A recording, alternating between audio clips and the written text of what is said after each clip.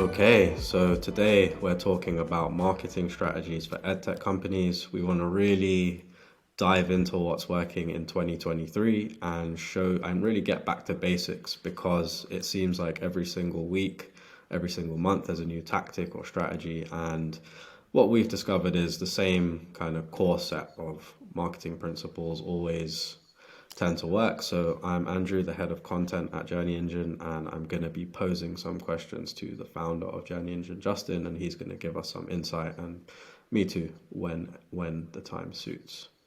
Let's do Justin, it. yeah, awesome. Okay, so I'll get into the first question, which is what are the most effective marketing strategies for edtech companies, and which ones are critical for success, would you say? Right. Good question. And I think first, before we get into what are the most effective marketing strategies, we have to kind of define what a marketing strategy is and isn't, because I think there are a lot of common misconceptions. A marketing strategy isn't, for example, how many Instagram posts am I going to do? How many content pieces am I going to do? How many landing pages am I going to use? Instagram ads or Facebook ads or Google ads? Those are all tactics of a marketing strategy. Your marketing strategy is more related to your business level or brand level strategy. So, how are you differentiating yourself from competitors, and how is that reflected in your overall messaging as a company? So, for example, let's take Duolingo, which is an edtech company that sells language software. So, their ideal customer profile are going to be very interested in the best way to learn and retain a new language. So, messaging for that particular audience and for that business, what works for them is messaging about the gamification features of their program. That's going to be really effective. It's going to show their market that they're the funnest, fastest, and easiest way to learn a new language. Now, that's very different from the brand and the business model of, for example, a online business school like our client Quantic. Their audience is going to be much more interested, and they're going to have pain points around advancing in their career, getting a new role within their organization, increasing their salary, things like this. So while they're both educational programs, the pain points are very different, because for the business school, they're not going to be that interested in the pedagogy of the program. They're going to be more interested in those business level outcomes. Another case, for example, Masterclass, they kind of circumvent some of these things because they're bringing experts that already have trust and authority and celebrity. So people are going to want to follow them and learn from them just because of their status and what they know about them. So the business level strategy and the marketing strategy for them is a little bit different. So, kind of once you have these pain points nailed down for your ideal customer profile, and you know how your product serves this profile differently than any other competitor, and how it helps them alleviate those pain points and gives them the best solution, then really any set of marketing tactics can work for you. It's just a matter of getting creative about creating a value ladder with content. So, how can you serve them? What type of content can you give them? What type of marketing offers can you make to get them into your funnel, to get them interested into your product, and then kind of story sell them on the solution? So you mentioned differentiation a bit there. Can you expand upon that a little bit? So companies differentiate themselves from their competitors in their marketing strategies. So for example, you mentioned Masterclass and they had celebrities. Are there other core ways? What's the bird's eye view on how you can differentiate yourself? Right. So, I think the process for differentiating yourself comes in a few steps. First, you have to know your ideal customer profile really, really well. And more importantly, you have to know what their pain points are.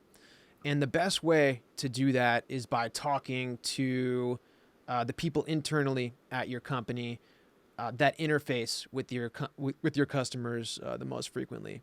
Well, the best way would be to talk to your customers directly if you have access to them.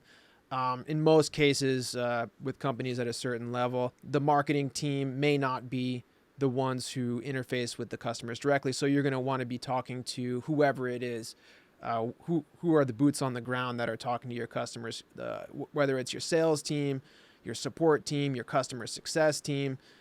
You're going to want to have a really good relationship with them where you can extract that information. What are the biggest things, the biggest problems your customers are facing, and how does your product alleviate those pain points, and how is it the best solution for them? After that, you're going to be developing your unique value proposition through marketing messaging.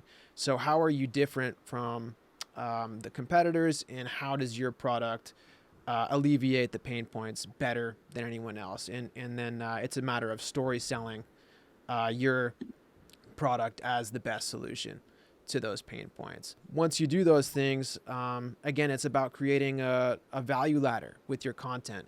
So what content can you create to best answer questions related to their pain points? How can you help them alleviate those pain points with different types of content?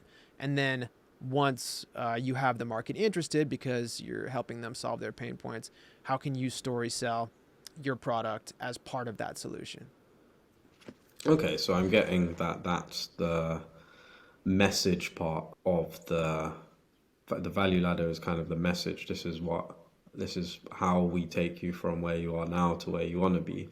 But I'm guessing the medium for distributing that is going to be different depending on the company. So let's talk a bit about social media then. What role do you think social media platforms play in edtech marketing today, and which are the most effective for reaching the target audience?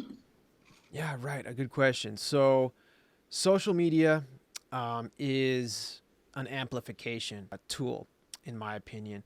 If your website content is like a library of all the helpful resources you have to help your customers through their pain points, and then at the lower end of the funnel, story selling your product as a solution, social media is about amplifying that library of content. So for every topic on your site, you can distribute that in a variety of different ways. You can repurpose that on social media, and the goal kind of changes on social from being super deep and informative on every topic, taking your customers through every way that they can solve their pain point, to what's going to generate the most attention and interest, and what's going to drive a conversation. So you're taking little tidbits of the library of content you have on your site, and you're repurposing that to ignite a flame and fan the flame of conversation through social media.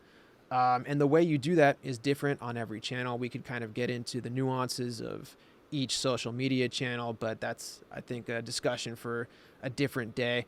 I think the main thing that you want to remember for social is that organic social is about starting a conversation with the most interesting and conversation starting tidbits of content you have. And also it can be about building trust and authority by giving your original perspectives as a human, as a person, and as a business through social media.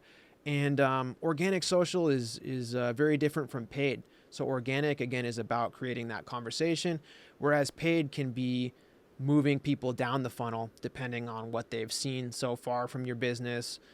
You can get really granular on retargeting and creating different pieces of content for different pieces of the journey, targeting different audiences, etc. So paid is very different from organic, but in both cases, they are about amplifying the content that you already have through your owned domain, through your website, through your product. Got you. Okay, so I guess one common mistake I've seen is companies trying to do social without that library of content that you mentioned, which just makes things a lot more difficult because they don't have the library to draw from.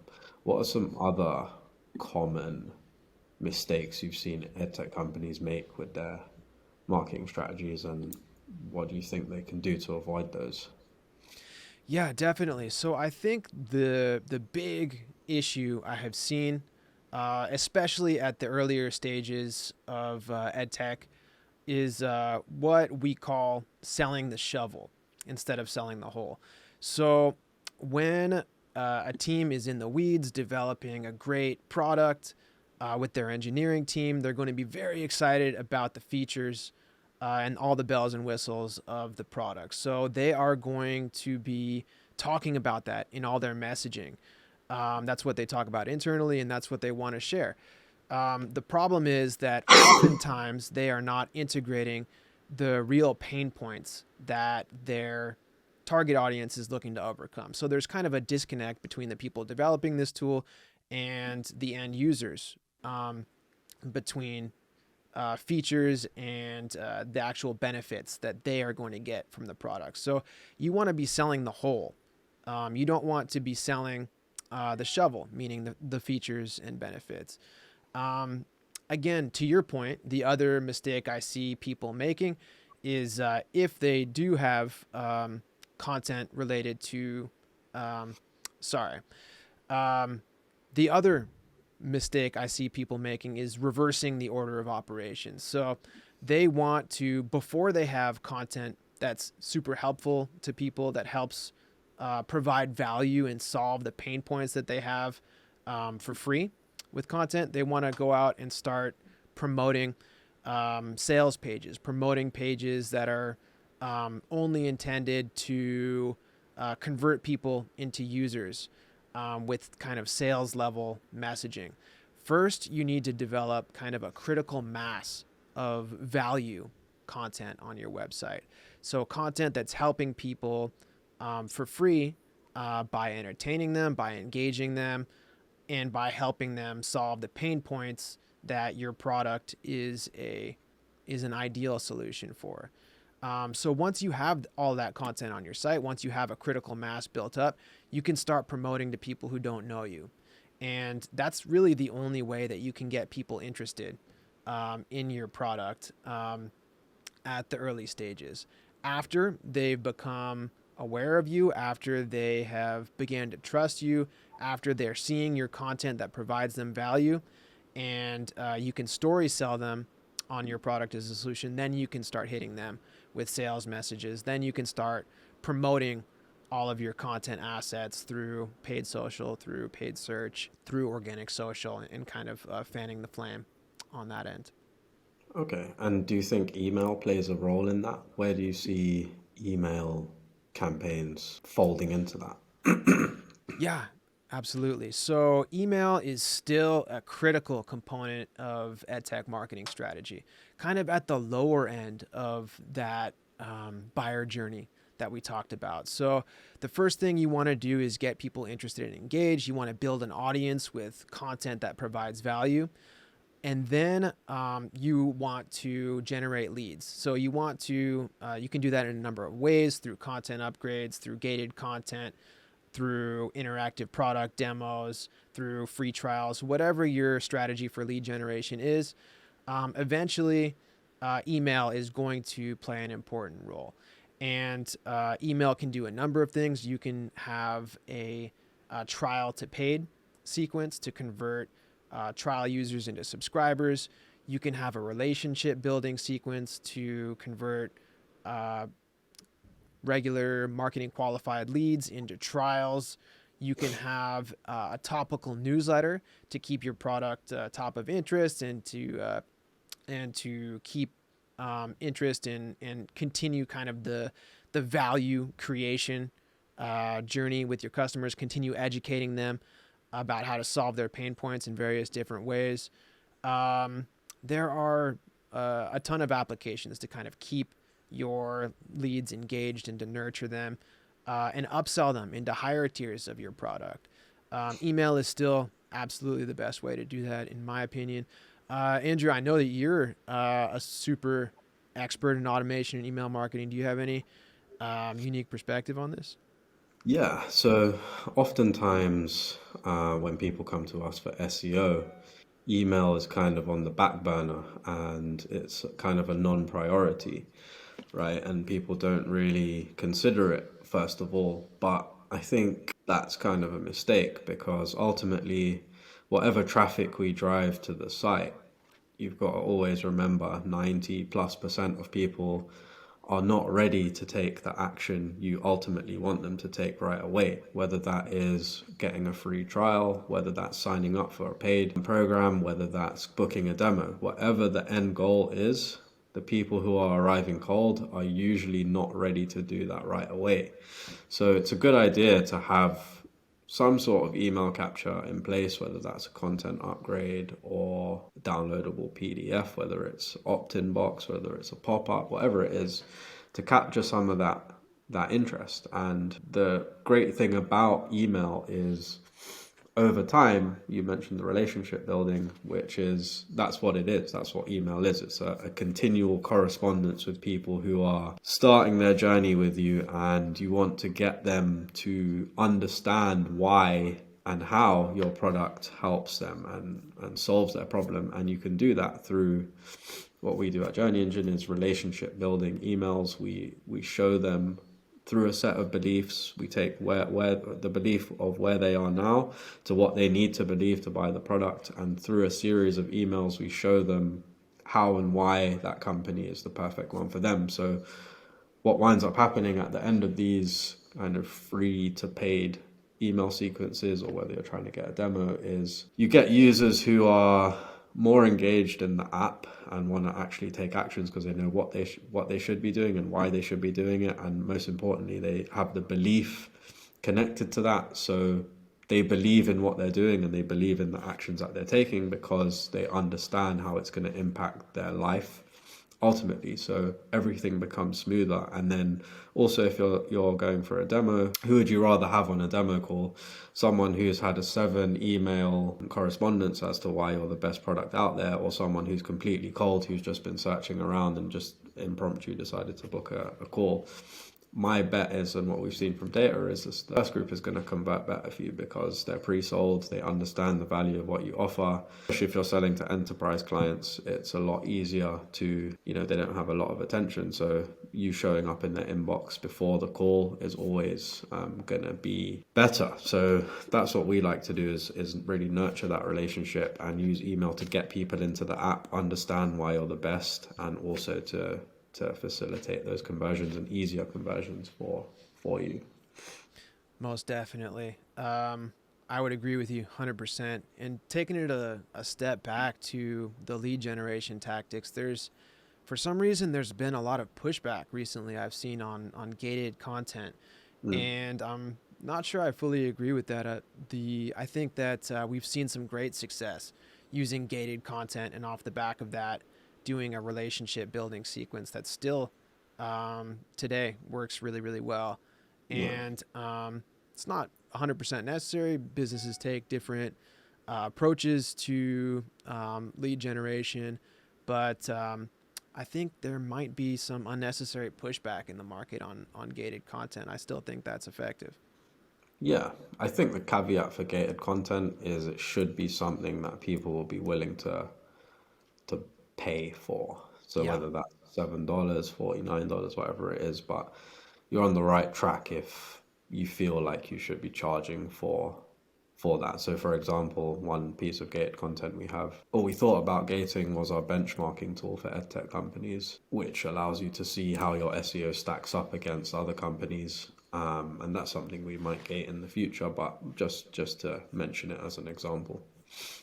Yeah, that's a good point. I think that's a good barometer as to whether you should gate content. If it's something you think you can charge for, it's probably a pretty good use case for gating that content and at least asking for contact information in exchange for that. So 100% agree with you there. Okay, so how do you think EdTech companies can leverage data and analytics to improve their marketing strategies? Because I don't think enough. Well, companies usually have a light grasp of data, but is there anything they can do to better understand Yeah, it? absolutely. Great question. I think the challenge of being data driven is the same as it's always been. And I think one of the number one things I see one of the number one leaps you can make is simplifying it down. So keeping it really, really simple. Whatever your role is, you want to choose just a few metrics to track that you can realistically keep track of and measure week over week, month over month, and look at and make and actually manage and move the needle on. So Mm-hmm. whether that's leads and revenue, whether it's click-through rate, conversion rate, it's going to depend on what role you're in. The metrics that a PPC manager looks at are going to be different than what a CEO needs to look at. It's going to be more or less granular, but whatever your role is, you want to focus down on a few simple metrics to track. Next thing I would say is you want to be segmenting your dashboards and your analysis by whatever it is that's super important to you. So for us, we look at every individual content piece and we set a target for that content piece up front before we create the dashboards, before we do any analysis. We're coming up with the topics and then we're saying for this topic, the goal is leads, or for this topic, the goal is conversions to trial, or conversions to paid subscription.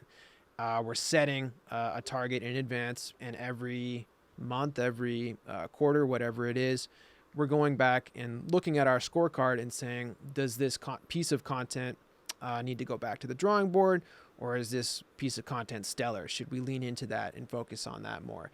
So setting targets and segmenting by content piece and by marketing channel. So you're going to be wanting, you're going to want to be segmenting by whatever channels you're using. Are you promoting this through, is it just an organic piece, or are you promoting it through ads? Have you promoted it through different mediums like Google ads, Facebook ads, organic social, and how are they performing differently? Those are kind of the two key segments we like to look at, is content and promotions. The next thing is visualization. So I think one kind of underrated aspect of data is creating kind of really pretty dashboards. And that might sound kind of funny for data, but it's super important, because if you're giving your team an ugly data puke to look at, no one's going to want to use it. It's going to be boring. And if again, that kind of goes back to the overkill metrics thing. If you have 100 metrics on your dashboard, people are just going to be overwhelmed and they're going to forget about it. So you want really clean, simple, pretty fun dashboards. So that's kind of an underrated component of data. Last thing I want to mention is automation. So once you have these key metrics settled, once you have the segments built, once you've done your target and benchmarking, and once you've created the dashboards, you need a way to automate the flow of data into those dashboards, because no one wants to be spending time pulling data, formatting data into reports. It's kind of outdated work, and it's work that no one wants to do. So you need to be using an ETL tool, like Supermetrics, like Stitch, whatever it is. You want to automate those crappy parts of the job out of data management. So you're only left with kind of the fun, the insight, and kind of the value part of data. Yeah, so less is more, I guess, when it comes to dashboards, and simpler, better. Okay, so 100%. you mentioned that automation is a big thing in data as well. So how do you see the edtech industry evolving in terms of marketing strategies, and what trends do you think will be the most important ones? Is it automation, AI? What's coming over the horizon? Right. So that's a good segue. We talked about the latest advances in data automation, kind of automating the crappy parts out of the business of using data in marketing. And I think that goes for other areas of marketing as well. Of course, we're going to talk about AI Hmm. with, where content and marketing is heading. And I think that it's the same story. We are automating the crap parts out of our job and increasing our value as marketers. A lot of people are scared of the advancements in AI, just like people have been worried about the advancements in data. But those people who are worried are going to be the people who fall behind. Those people who are kind of fighting and pushing back against the technology are going to be left in the dust. The people who are embracing it and pivoting the way that they work are going to be the winners in the end. So you're not going to be replaced by an AI. You're going to be replaced by someone who learns to use AI to make their content better. So, for example, the parts of the job that AI are going to replace, just kind of curating and regurgitating information, are things that a human probably shouldn't be doing anyway. As a business, you want to be coming up with original perspectives on things. As a human and as a business, that's what you want to be doing. And I think that's where content and marketing are heading. The automations in data, the automations in content and AI are only going to make it easier for you to come up with more original thought for yourself and spend less time curating, less time turning knobs and pushing buttons, and more time coming up with things that provide more value that only a human can do right now. I see that the channels are going to become less siloed. What you're doing on social media is going to translate more to what you're doing on your website content, and those things are going to, again, the advancements in technology are going to kind of help reduce those silos between all of your different marketing channels. Yeah, got it. And I think it's a good thing that Google has prioritized experience and expertise, because as you said, it's a good thing that it's forcing people to look at how they can create original perspectives, and it's brought a real new dynamic to content that's now essential that I think it was lacking before, which is actually thinking about what, like, having an opinion. And I think too many blog posts on too many company websites are just a regurgitation of what everyone else is saying, and the company ends up having no perspective or personality, and this kind of rewards that. So I think we're heading in a better direction, and we can focus on things that are important now. Yeah, absolutely. So to kind of double click on what you just mentioned there, Google has a new quality guidelines in their latest algorithm. So that's expertise, experience, authoritativeness, and trust. So whereas before it was fine by Google's terms to just curate information from all over the internet and regurgitate it onto your site for any given topic, now they're really going to be heavily weighting content that has original thought in it, original perspectives that they can tell is from someone who's an authority in this, someone you can trust. And they're doing that through a bunch of signals, but by looking at your content and making sure that you have your own perspective on that. The way that we're addressing that internally is having conversations between you and I, like the one we're doing today, recording it on video, making sure that our actual perspectives are incorporated into our content. And then we can use AI to kind of beef up our content, to make sure that our pencil's sharpened, to make sure that to kind of eliminate the stuff that took us a long time before that we don't really want to spend time doing, and kind of just use it to accelerate what we're doing and use it to increase our momentum. But yeah, I think that the fact that people are being pushed to have their own original perspectives and to incorporate those into their content is a good thing, and it's going to make the impact of our content better. Yeah, I agree. So as we're talking about blog content right now, how important do you think search engine optimization is for edtech companies, and what are some best practices they can follow? I think SEO is still critical in this day and age, but I want to preface that by saying it kind of depends how you're looking at it. Because a lot of people look at SEO kind of the old school way of looking at it. The base level understanding of SEO is I want to rank for this one term. I want to rank for best XYZ software so that I'm number one in Google when someone who's looking to buy my product is searching, and they'll just come to me and buy.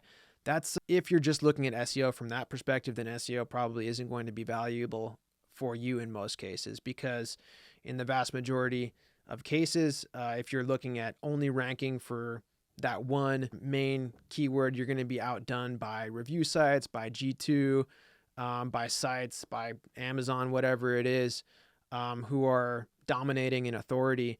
And so you really need to expand your understanding of what organic acquisition is and how it fits into your marketing strategy. If you're looking at it with the perspective that we are going to use the process of keyword research, of organic SEO, to understand what the best content topics are that we can put out there that our audience is going to be interested in, that's going to help them solve a pain point that our product is a solution for, and drive a lot of organic traffic that way, and then story sell them into being leads and customers, then you're starting to understand the real value of SEO. So I think that we also have to make the shift of just going from the keyword research tools, looking for high volume keywords, looking for super transactional keywords, to kind of understanding the intent behind our whole customer journey, and how can we capture people at every stage of problem awareness and product awareness. How can we get them into our funnel, and how can we convert them? If you can look at it from that perspective, I think organic is the number one channel. Okay. So since that's what we use, let's maybe get a bit more granular into that. What are your thoughts on website structure and architecture for boosting a website's performance? Let's say they're putting out no content and they are thinking about just doing some light optimization. Do you still think that's a good strategy? It's a good question. When it comes to the website structure, you want to look at it in at least two different categories. Number one is going to be your content pages. Those are, again, your library of content of individual topics that are going to be providing value to your cold audiences, your kind of upper funnel. You're going to be getting them interested in and introducing them to your brand by helping them solve all of their different pain points, and giving them things that they need and they want in their roles, in their life. Again, that's your upper funnel. That's how you're getting them you're bringing them into your world, into your circle and your sphere, bringing them into introducing them to your company. And then the other category of pages on your website are sales pages, or those are going to be your EdTech platform, your program, your product and service level pages. So kind of the art of it is identifying, from an SEO perspective, is identifying the intent of people who are going to be seeing each of these different pages and tying them together gracefully and tactfully. So once you bring someone into your sphere with that value-driven content, you're going to need to figure out how to transition into telling them about your product and telling them why it's the logical next step on their journey. How can it help them solve their problem even more than the content you're giving them at the top funnel? You mentioned intent, and I'm guessing that to find that intent, it would rely a bit on keyword research. So do you have any keyword research strategies to find these relevant, high intent, high value keywords? Yeah, absolutely. So again, I want to go back to kind of the old school thinking of SEO versus our new school product-led SEO. Old school would be going to your keyword research tool, looking at competitors, getting just the highest volume keywords so you can show a nice upward trend once you start getting organic traffic. That's not how we are doing things anymore.